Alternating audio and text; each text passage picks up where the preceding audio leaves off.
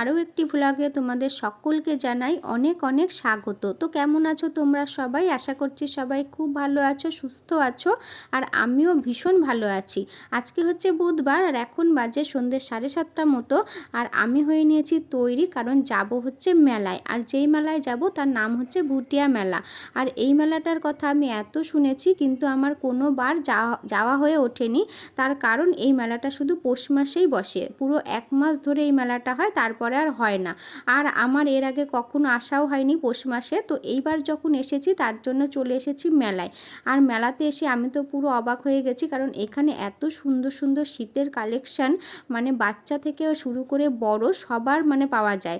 আর এত সুন্দর সুন্দর সোয়েটার, জ্যাকেট, তারপরে জিন্সের সাথে পরার মতো খুব সুন্দর সুন্দর সোয়েটার ছিল।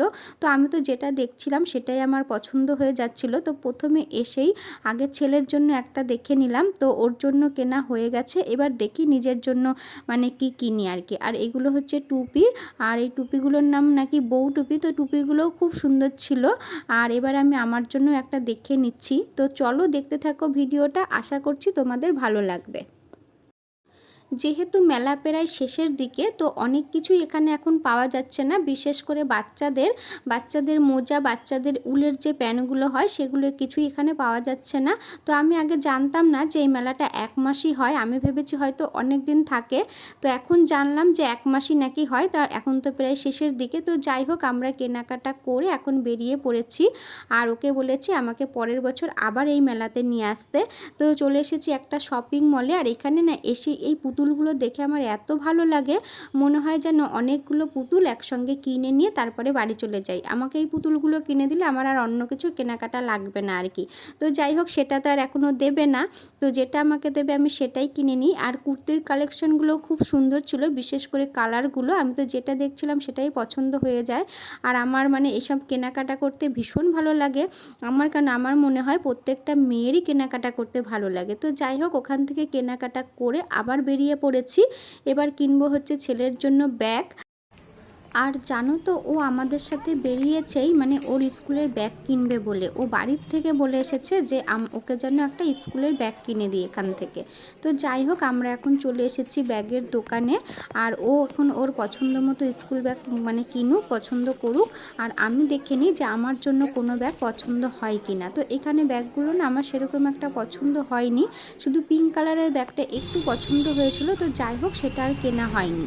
তো এখন আমরা চলে যাচ্ছি বাড়ির দিকে। আর টোটো গাড়ি করে যাচ্ছি, ভীষণ ঠান্ডা লাগছে যেহেতু রাত হয়ে গেছে।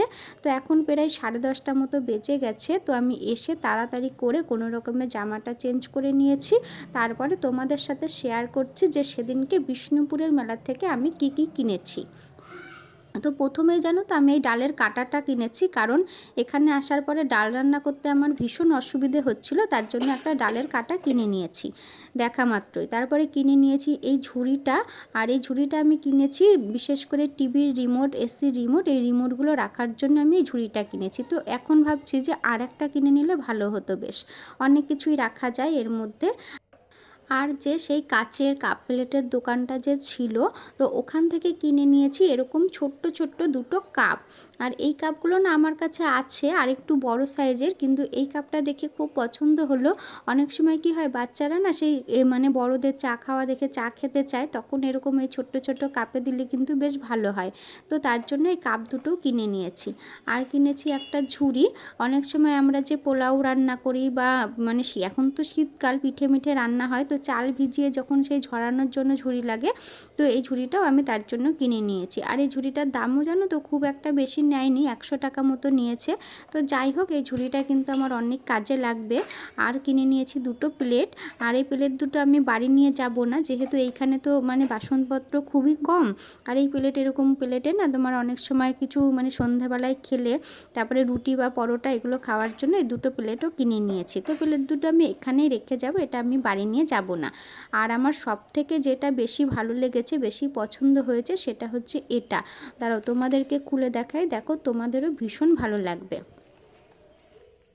তো সবার প্রথম আমি মেলাতে গিয়ে প্রথমে এই মাটির পুতুলের দোকানটাতেই যাই, আর তার মধ্যে থেকে আমার এই গণেশ ঠাকুরের মূর্তিটাই সবথেকে বেশি পছন্দ হয়ে যায়।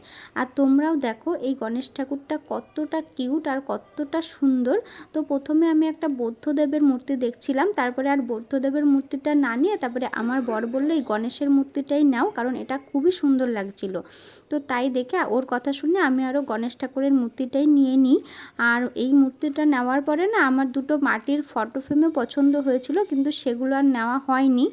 আর ছোট ছোট দুটো বর বউ ছিল, সেগুলোও ভীষণ কিউট লাগছিল। আর এই রকম মাটির মূর্তিগুলো না সত্যি কিন্তু খুব সুন্দর লাগে। তো যাই হোক, আমার তো ভীষণ পছন্দ হয়েছে এই গণেশ ঠাকুরের মূর্তিটা। তোমাদের কাছে কীরকম লাগলো অবশ্যই তোমরা জানিও। আর তারপরে আমার ছেলে হচ্ছে এরকম একটা লাইট কিনে নিয়েছে ছোট্ট দেখে, মানে লাইটটাও দেখো খুব সুন্দর কিউট। আর এটা না মানে অন্ধকার করে ঘরটা অন্ধকার করে জ্বালালে না দেখতে কিন্তু ভীষণ ভালো লাগে। আর আমি কিনে নিয়েছি এরকম দুটো ক্লিপ আর হচ্ছে গার্ডার। আর এখানে আসার সময় না আমি একদমই একটাও গার্ডার আনিনি, তাই মেলাতে গিয়ে এমন গার্ডার কিনে নিয়েছি আর এই ক্লিপটা কিনে নিয়েছি। তো যাই হোক, আর এই হচ্ছে কেনাকাটা করেছি মেলার থেকে। তো তোমাদের আজকের ব্লগটা কেমন লাগলো অবশ্যই জানিও। আর যদি ভালো লেগে থাকে প্লিজ আমার চ্যানেলটিকে সাবস্ক্রাইব করে আমার পাশে থাকতে পারো। দেখা হবে নতুন কোনো ব্লগে, ততক্ষণের জন্য